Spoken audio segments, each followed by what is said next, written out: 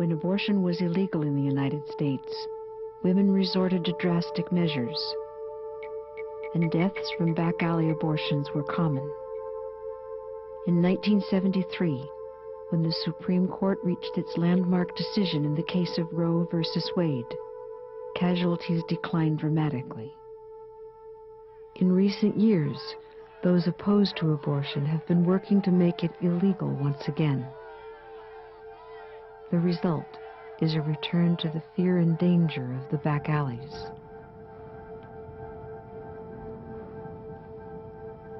We're hearing about knitting needles again. We're hearing about bleach douches again. And they may not be reporting it to their physician or to the judge that they end up talking to or to the clinic worker at the hospital, but there are girls out there doing that. I hope that my daughter never has to worry about something like this. That the battle was won and fought by her mom to preserve a right for her to make those own decisions for herself and nobody tell her what she has to do. If Roe versus Wade is undone, women will still go and look for abortions, whether they're legal or not.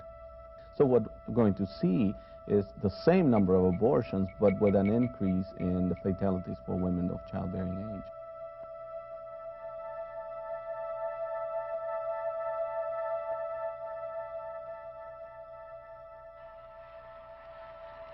The majority of Americans support choice.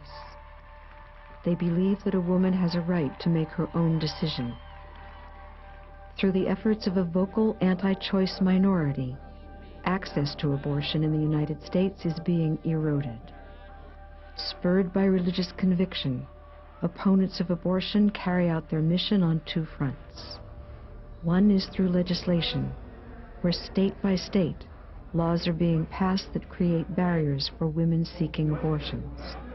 The other is through clinic protests, where some of the most vehement attacks are being carried out. Please don't let them hurt you! He killed a woman! You're going to stand before Almighty God for murder, young lady.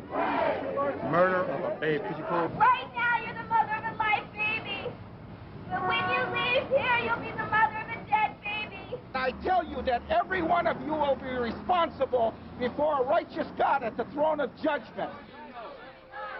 When I went for the abortion, the thing that frightened me was this one woman, and she was saying, you know, the blood's still on your fingers, turn back now, and they were just really cruel. They were just, I don't know, they were saying this is murder, and how can you do a thing like this? But I don't know, I don't think they realized what I was going through.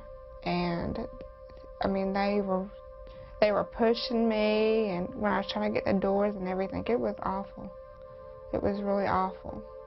When I left the clinic and walked outside, I got real sick, and there were protesters out on the sidewalk, and said, you know, one guy was carrying a sign that says, "Mommy, please don't kill me," and I still remember that. It was a long time ago, but I'll still remember that sign. I'll probably never forget. The tactics of those protesting abortion have been escalating, from sidewalk picketing to a reign of terror. Violence at an abortion clinic in Florida. He just went up, chased the doctor there, and just shot him point blank. Dr. David Gunn was shot and killed outside a Pensacola clinic on his way to work. Tiller, one of the few doctors to perform late-term abortions, was shot in both arms last night as he got into his car outside of his Wichita abortion clinic. It took just 2 minutes for Paul Hill to fire off more than 6 rounds and kill 2 people. A Canadian gynecologist who performs abortions was shot in his home this morning. Police say Garson Romales was sitting at his breakfast table when he was shot by an assailant armed with an assault rifle. A man burst into a Planned Parenthood abortion clinic and opened fire with a rifle. Minutes later, an identical attack occurred at a second clinic a mile and a half away. He was right behind me. He had a shotgun. I jumped over a wall. He was shooting everybody.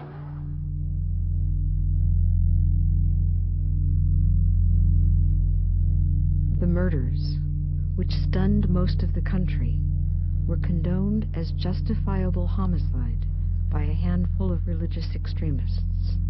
God wants us to do what is right, and killing abortion doctors may be, for some people, what is right. The recent wave of terrorism has left abortion providers across the nation facing the difficult decision of whether or not to continue. This doctor lives with his wife and their child in a small New England village. Their life, however, has been far from quiet. Like so many other providers throughout the country, this physician has been the target of picketers for years. We went away over Christmas and came back to find a letter in my mailbox that said, "You better check your baby killing facility," and then any questions, the big question mark. And underneath it, it showed a picture of a .357 Magnum pointing directly out of the page, being held by hand.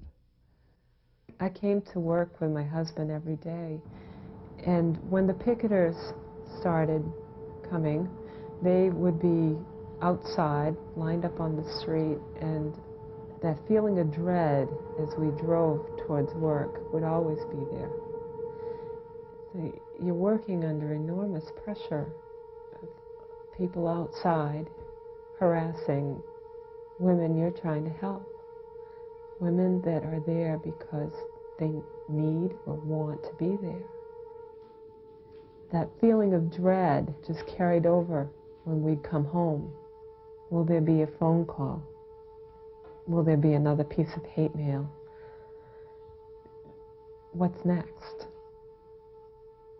Well, approximately 9 months before I closed my practice, there was a bullet fired into the waiting room of my office. As time progressed from that shooting, and we found that the law enforcement agencies, and there were many involved, really were not putting much effort into trying to solve this case.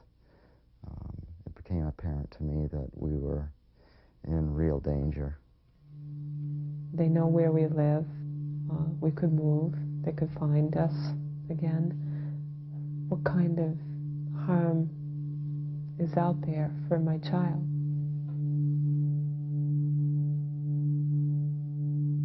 Throughout the country, abortion clinics face threats and harassment on a regular basis. Since 1977, there have been more than 12,000 incidents of violence and disruption. Those facilities which offer services in this atmosphere have had to learn to cope. Demonstrators were arrested Tuesday for trespassing after they forced themselves into an abortion clinic where they chained themselves together. What you take on when you provide abortion services is all of the anti-choice, protesting, picketing. We have had bomb threats throughout our history. Then we had a long period of time where there would be a car parked in the driveway and men would have locked their necks to the chassis of the car from underneath, and the police and the rescue would have to come to remove the protesters. Another time we came and 3 of them were locked together at the front door of the health center with a huge lock system that was encased in cement, and then they had destroyed the lock so that the police would not be able to get them apart. And this is one of the most creative responses, I think, on the Burlington Police Department's part. They came and picked the 3 individuals who were locked together up, walked them across the street, and left them on the front lawn of the Catholic diocese, who had been allowing them to park there and supporting their activity. And we found them at 8 o'clock in the morning. They couldn't get themselves apart until midnight that night. Now being given notice that you are trespassing on this property, and if you fail to leave, you will be arrested for unlawful trespass, Title 13. We weathered the period of blockades and invasions. At times we are in tears, at times we found humor to carry ourselves through.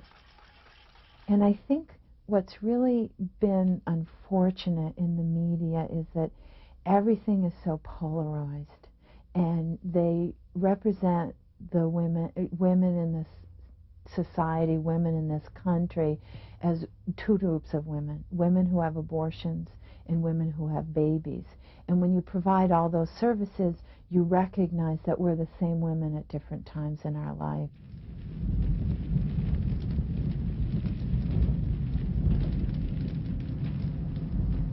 More than 100 fires of suspicious origin have struck women's health centers, sometimes the same location more than once. The staff of one California clinic has weathered a series of arsons. The first fire that I recall was a fire that started, we were told it was started by a cigarette. And we were told that the cigarette traveled about 20 feet down the cement walkway and around a cement guardrail and up a 10-inch cement lip and down underneath the house. And then it somehow gathered debris and started a fire. And that was our first fire, and we, you know, were very suspicious, and I think we were more surprised that the local powers that be weren't suspicious. Over the next 5 years, this clinic suffered 3 more arsons. After one of these, the facility had to close for 8 months, and women were forced to travel an additional 100 miles to the nearest provider. It's very difficult to have this happen 4 times, all of them unsolved. And you put it on speakerphone so the police heard his voice, and what kind of threats was he making at the time? The day before we arrived to film at this Minnesota clinic, they received a series of threatening phone calls. There's a bomb. Stop killing little babies. There's a bomb. Stop killing little babies. He called back about 30 different times, talked to one of the nurses, told her that he had a high-powered rifle with a scope, and that he was going to kill her when she went out to get her car. The police came, and we said, put a trace on it, and they still wouldn't do anything. Many clinics report that law enforcement agents do not respond sufficiently to threats. As a result, staff members feel they must always be on guard. There's probably not a day that goes by that I don't think of my own safety or the safety of my family when it comes to abortion and the risks that are involved, the political fallout that you have seen taking place every day. My children are 10 and 12 years of age, and my 10-year-old daughter, when she sees my bulletproof vest, will say, well, Daddy, I hope no one kills you or wants to kill you, and that's what makes it real for me. You gonna kill our babies? We're gonna kill a couple of babies today, Doc? I hope the Lord burns your hands off. You murderer! You filthy murderer! In this embattled environment, fewer and fewer doctors are willing to provide abortion services. An increasing number of communities have no local providers. Many clinics, especially those in rural areas, are forced to fly doctors in from out of state. This physician travels hundreds of miles every week. I never intended to be a full-time abortion doctor. I provided abortion services because doctors were needed. I was told that before Dr. Tiller got shot in the hand up in Wichita, Kansas, that I was an alternative target. Shortly after that, we were approached by the FBI and by the U.S. Marshal Service, and it was their decision to provide me with protection. If everybody dropped out of doing this because they were being intimidated, then there'd be no abortion providers. And perhaps I'd feel different if I was in my 40s, a young doctor, but I'm 64 years old. I'm going to be retiring soon, and I'm not going to quit what I'm doing. This clinic is 100 miles from Pensacola, Florida, where 2 doctors and an escort were killed. We've really experienced some horror at the clinics in the nearby area. We've experienced some pretty scary things here with people who are opposed to women having safe and legal choice. Individuals who continue to work in this climate are often motivated by personal memories of the back alley days. This all began for me in the mid-60s, and I had a good friend, and she was pregnant and couldn't take care of any more children, and kept asking the doctor to help her, and he knew exactly what she meant, and he couldn't. And I got a phone call, and she'd been taken to the hospital, hemorrhaging, and she bled to death. And I went back to where she worked and told her boss, and she said, "Come back here." And we went into the restroom, and there was blood everywhere. And we started cleaning it up because we didn't know if the police would be involved. We just didn't know what was going on. And I found a screwdriver behind the commode that had blood all over it. She did it to herself. Before abortion was legal, many women died from self-induced abortions. Now, once again, hospital emergency rooms report treating women who resort to unsafe methods. Chris was a sociology major in her senior year at a state university when she discovered she was pregnant. Like many young women her age, she was not ready to have a child. She obtained an abortion at a clinic during a wave of protests. Her friends describe what they remember. I went down with her, and we waited in the waiting room for I don't know how long. And there's people outside marching around, and then we're inside of there, and there's all sorts of like kind of weird tension inside the waiting room, and she had a really bad experience there. I think she didn't understand why she felt so ashamed of herself. Exactly. Totally. You know? And I think it took her years to figure out that it had something to do with that experience, but I don't think she ever knew exactly what. I think it was, but that she didn't feel like she should have felt ashamed. Chris became pregnant again after her birth control failed. She did not want to go back to a clinic because her first experience had been so disturbing. Please consider the life that you're carrying. Don't snuff it out. You'll never forget this. This day will go down in the rest of your life. You'll never get over it.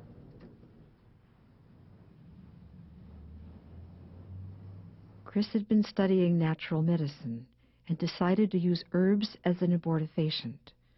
Soon afterwards, she began to cramp.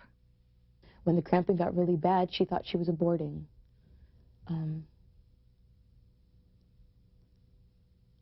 And so she didn't go to a doctor, she didn't go to see anyone.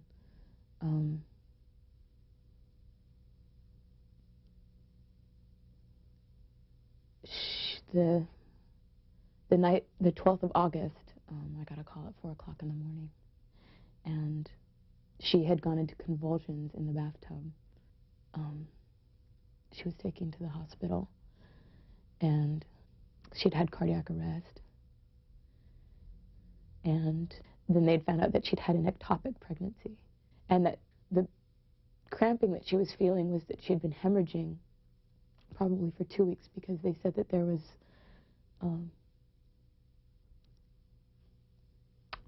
dried blood in and around her fallopian tubes and in her uterus, and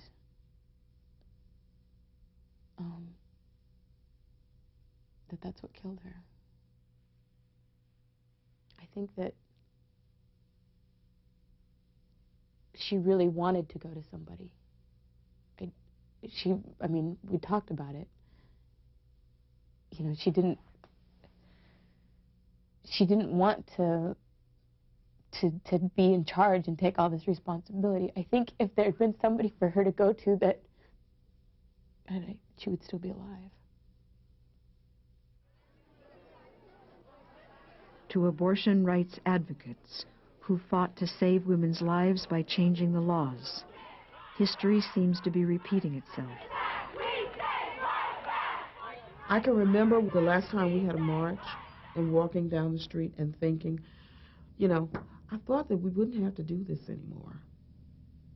You know. And I think what happened is that when the Supreme Court decision was won, we all went, that's it, we won. And we relaxed. But at the same time, you had these groups that were organizing to repeal it. And what they did was chip away a little bit at a time over the years, because then Medicaid funding wasn't allowed for poor women. And then there was spousal consent that came up.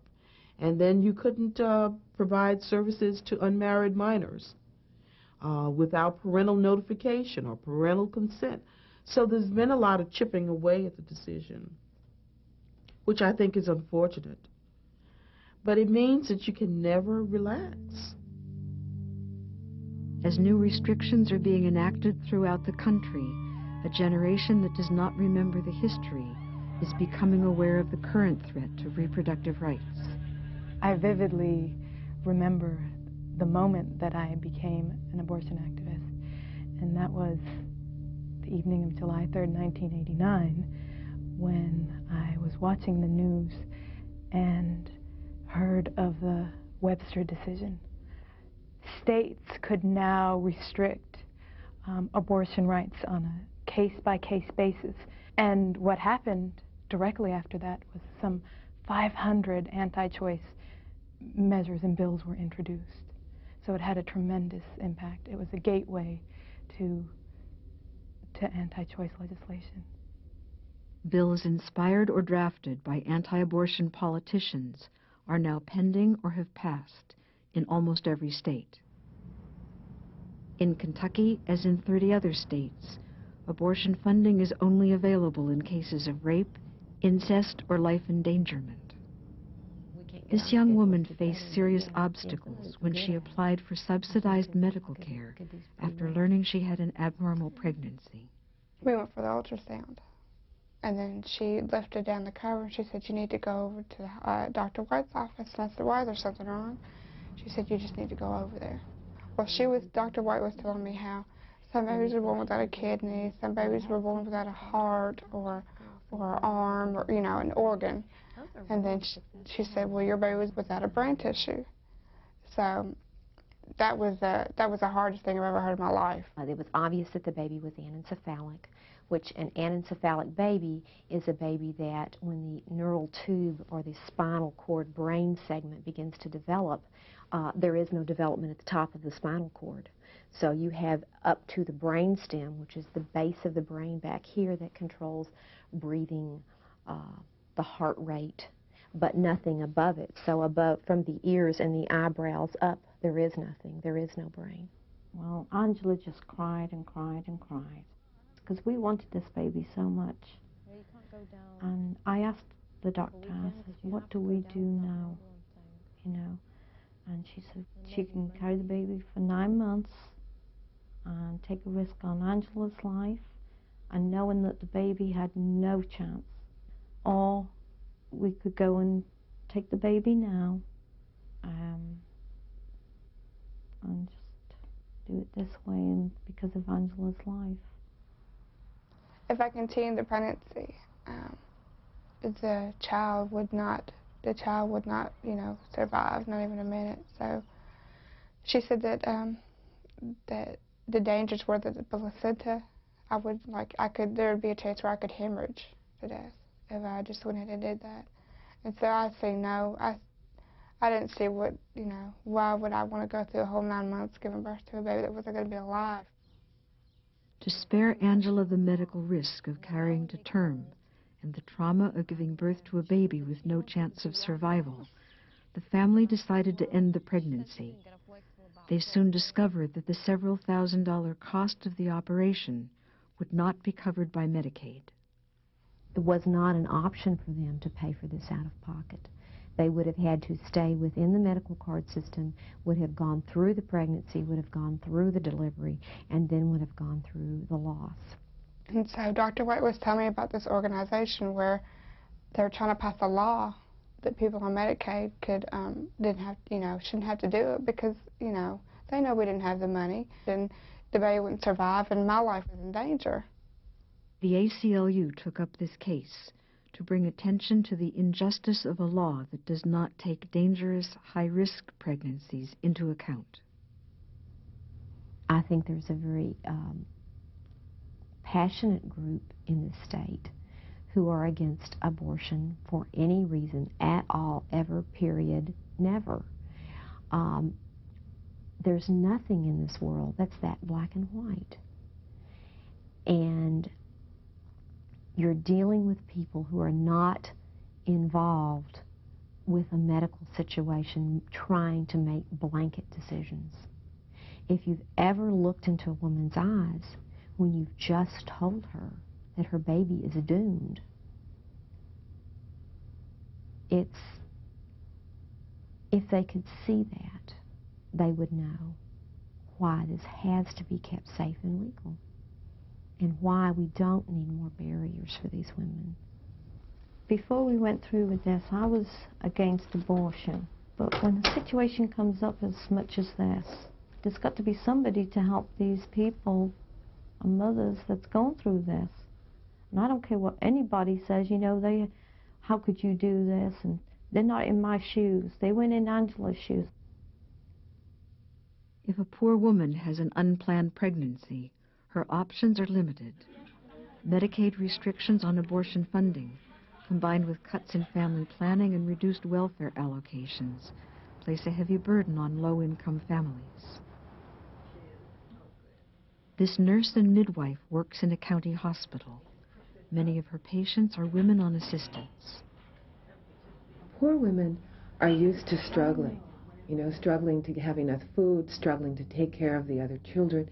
They don't think immediately, I don't have enough resources, because they don't have enough resources for their life. So that first they think about, what do I want to do? And the first thing is, I want to have a baby. And then harsher reality sets in and they begin to think, I've got 3 other kids, it's so hard, I'm struggling to make ends meet, I'm struggling, 15th and the check comes and there's not enough money for the last 5 days for food or transportation. And they begin to think, no, this is too much. When women in that situation say, no more, when they say, 1 more child is too much, when that woman says, I can't, this is not said lightly. This is real. It means that they truly are at the end of their resources. The next barrier that comes up is getting to a place, if they want an abortion, to have it.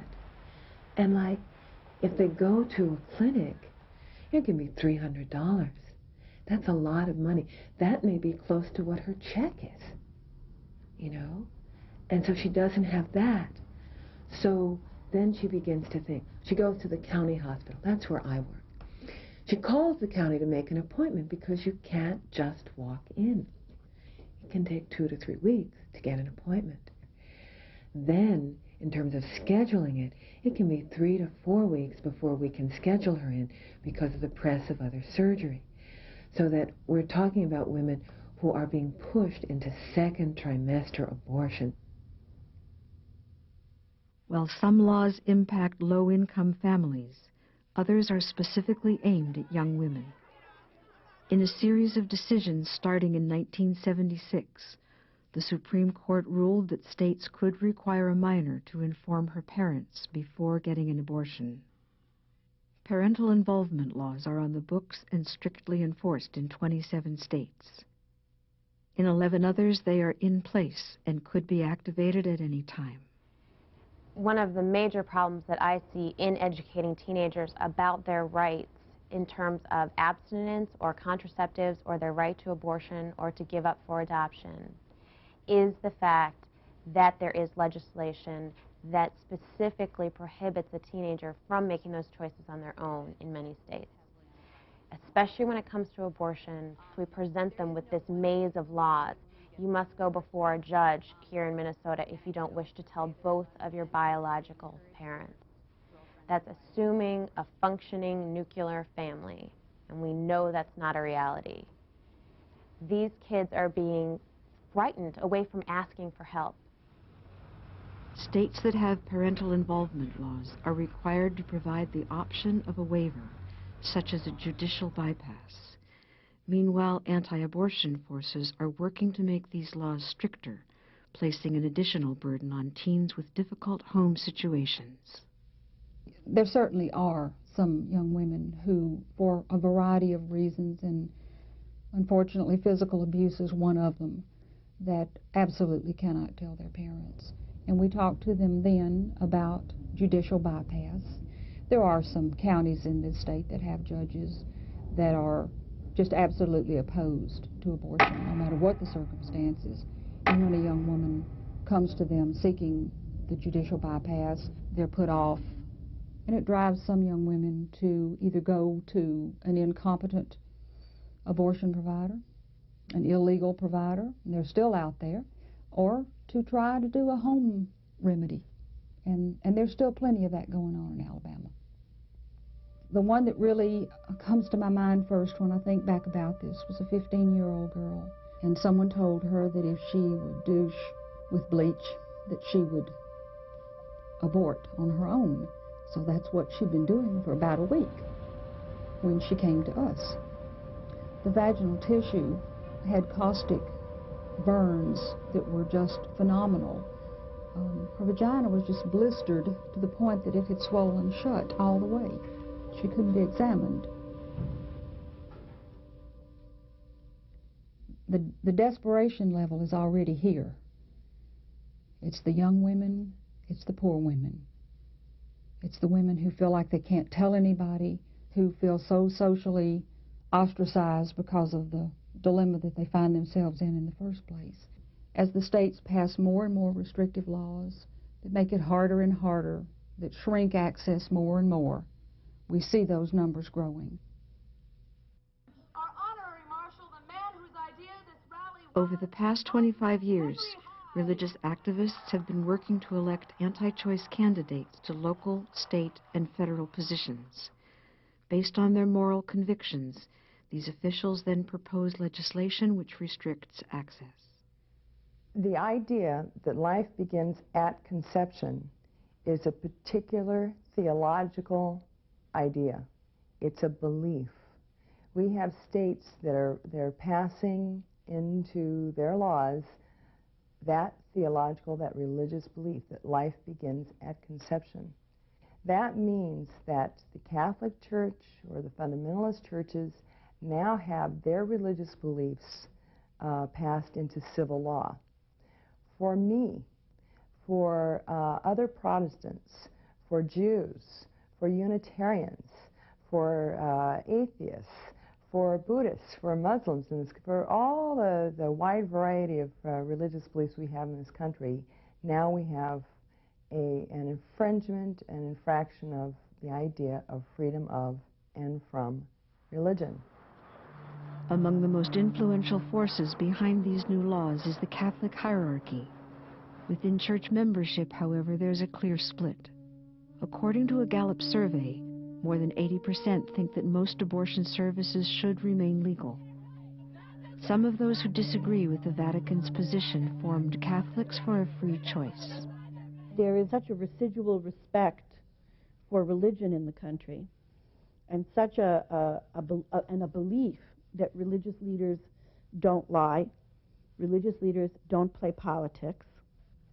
And over the past 10 years, as the bishops saw that the abortion issue would move from the federal arena to the state arena, the bishops established, and in cases where they already existed, beefed up statewide lobbying offices in 28 states in the United States.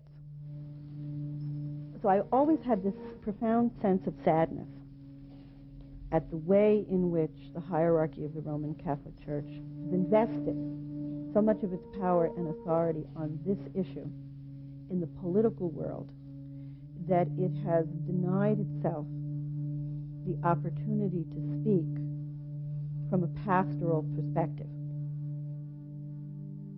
Another way in which the Catholic Church exerts its influence is by using punitive measures against people with whom it disagrees.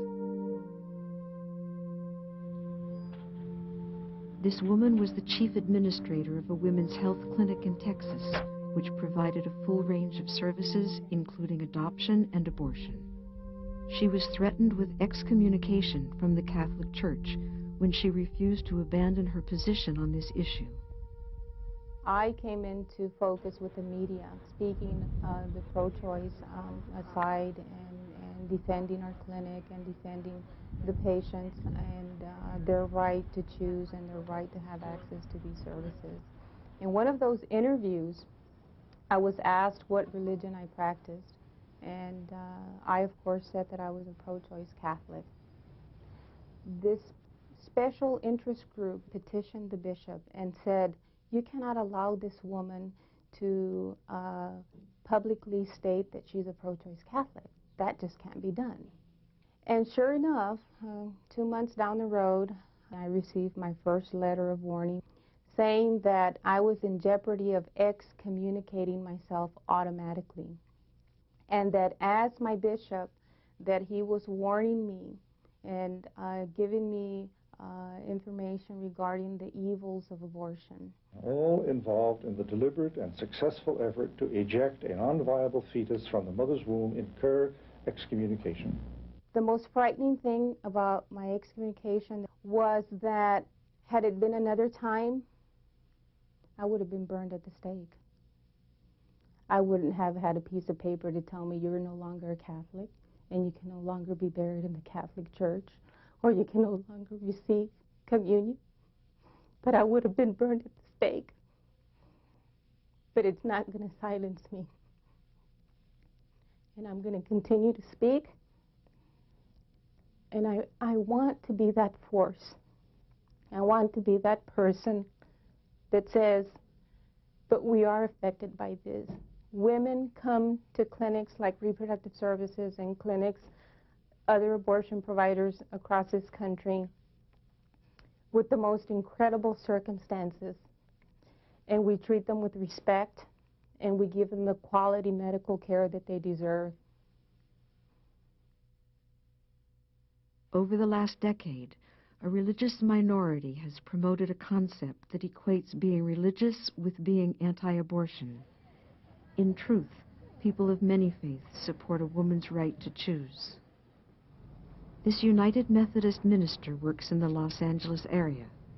He grew up in Mexico, where he saw women die from illegal abortions. There are some religious people that oversimplify the issue, and they seem to claim the high moral ground and say that the rest of us who disagree with them are not moral. The more you narrow the options, the less moral you are. I just think freedom is absolutely essential for moral and ethical decisions to be made. I believe in a loving God, and I believe that all of the religions of the world primarily have as a task to convey the idea that God is loving, that we have a loving, caring, forgiving God that will understand better than any one of us the specific reasons why a woman finally decides to go and have an abortion.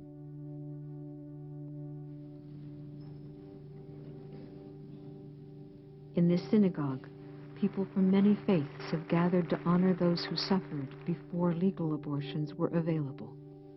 To those who were taken blindfolded to a hotel room or a deserted warehouse, to those who could not afford a legal abortion, to those whose doctors were prevented by law from counseling them, to those who ended up in an emergency room hemorrhaging, to those who ended up sterile.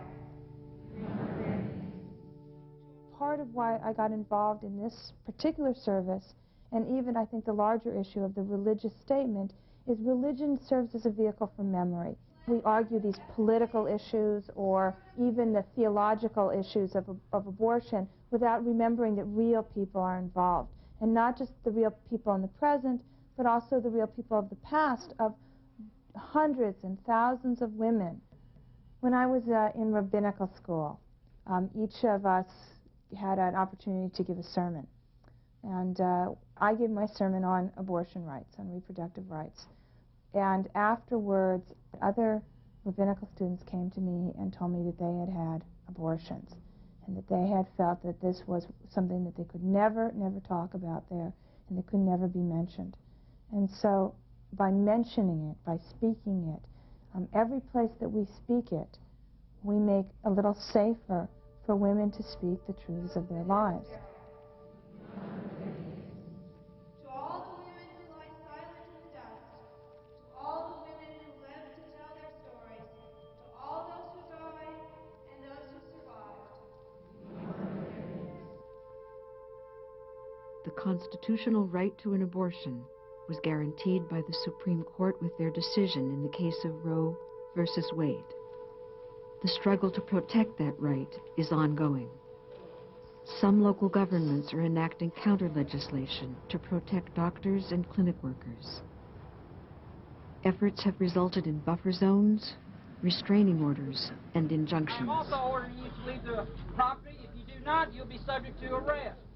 In 1994, the federal government enacted the FACE law, which protects freedom of access to clinic entrances. Despite these gains, the onslaught continues. We are, in fact, the majority.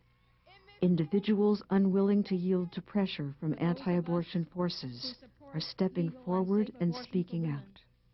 We've come too far. We've marched too long. We prayed too hard. We wept too bitterly. We bled too profusely. And we've died too young to let Jesse Helms or Jerry Falwell or any legislature turn back the clock on our march toward freedom. As former co-chair of the Republican National Committee, I'm proud to stand here and say that 68% of my party is pro-choice. We will lift our voices from this day henceforth, from coast to coast, from sea to shining sea. America the Beautiful stands for choice.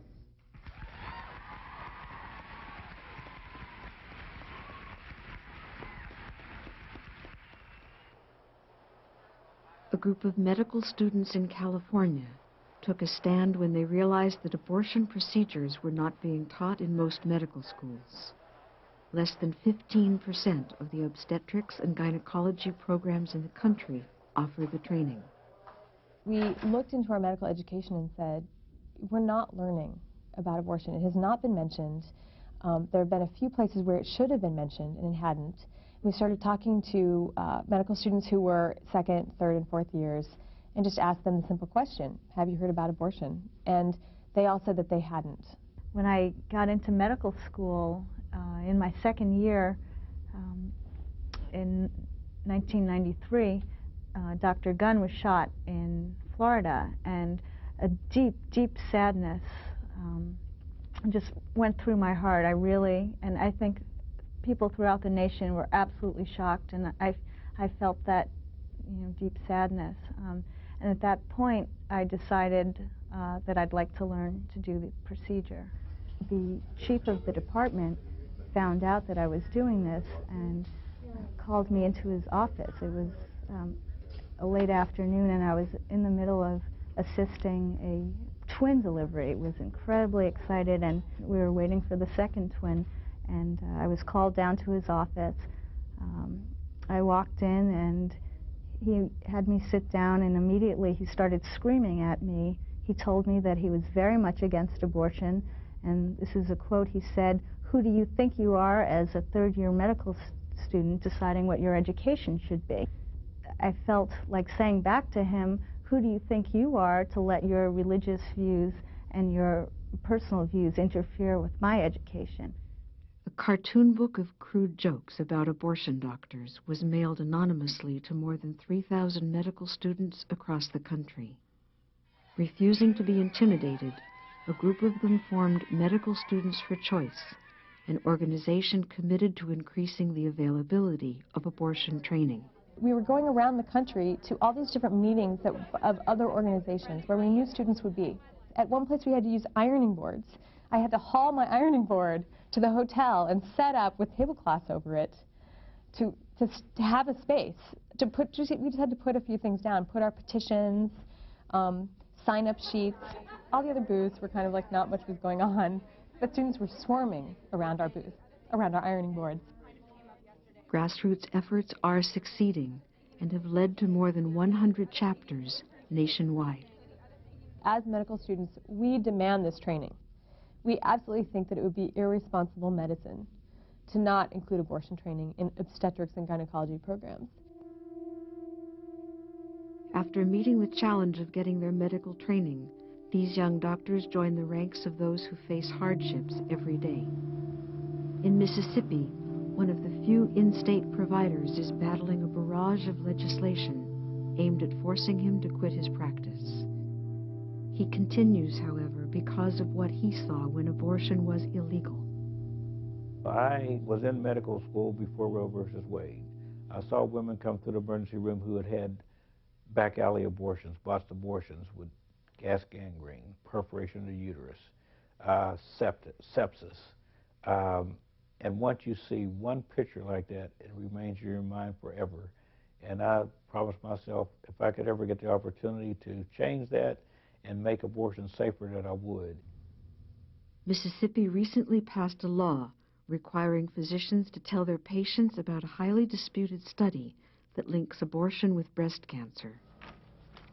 This doctor would rather risk arrest than obey a law based on inconclusive evidence. I'm not giving my patients misinformation.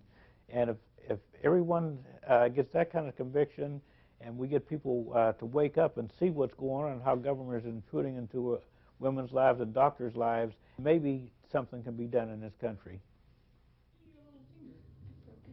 In Montana, this physician's assistant was confronted with a new law which would take away her right to provide abortions.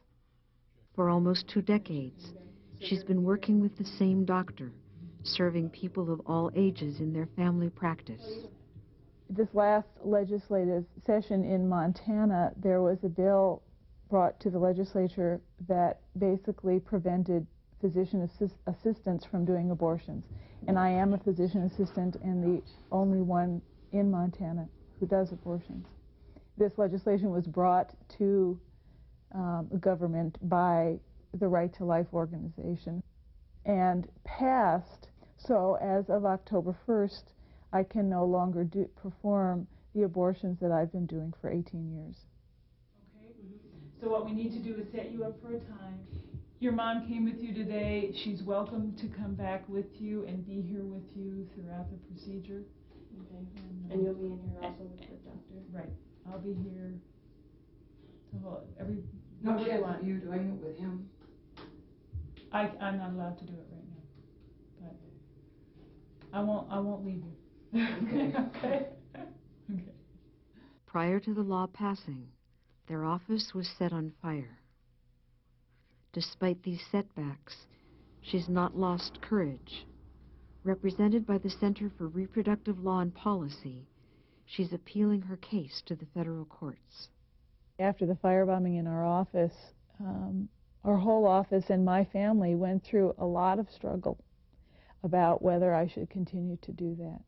And for me, it was a combination of making my own decisions about my life and also having to make them because I am not alone. I have a family who I have to be sensitive to. Their emotions and their feelings are very important to me.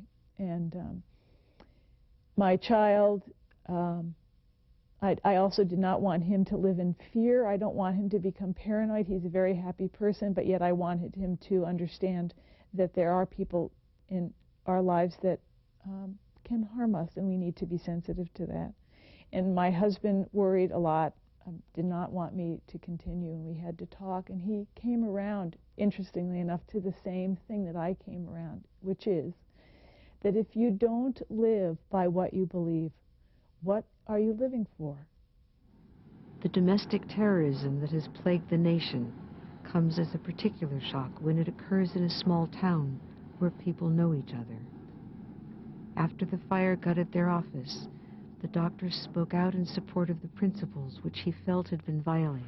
It's disrespect for society, for laws, for religious freedom, democracy, the things that we stand for in our country. The members of this community rose above their differences to take a stand against the violence. People on all sides of the issue of abortion telephoned our daughter and said, you know, isn't there something we can do? I mean, this is our community too. There must be something. And after, I don't know how many such telephone calls, our daughter organized a meeting and called ourselves the Flathead Safe Place Project. Their first major event was a rally. Speakers from the Medical Society, our mayor, police chief, fire chief, school teacher, school superintendent, plain people such as we are, spoke, saying that in our community there are certain values which we hold. They are the glue for us as a community. We may have different styles of religious practice or no religious practice at all. We may hold different beliefs very strongly about any number of issues, and we may differ in our minds almost vehemently. But no matter that, as a community, we will have discourse in a civil manner, and that, as the Flathead Safe Place Project mission statement says, a crime against one of us is a crime against us all.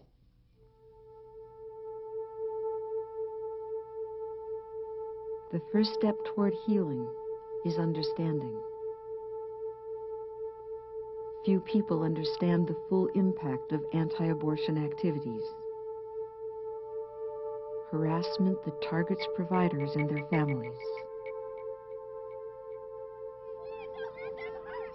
Aggressive picketing that hinders access to safe abortions.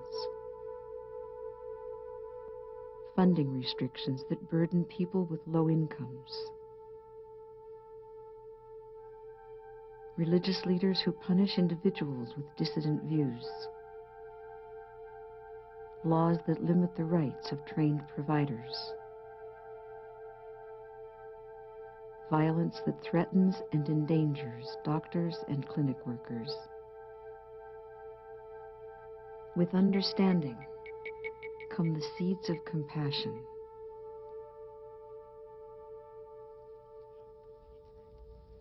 All providers are on the battle lines, on the front lines. I've worked with most of the doctors who've been killed. I knew them personally. When those horrible things happen, and we are feeling so isolated and so alone and so vulnerable, and I lock the door and walk out at night and think, maybe I just won't go back tomorrow. It's just not worth it. Maybe I just won't go back. And then I drive home. And it never fails.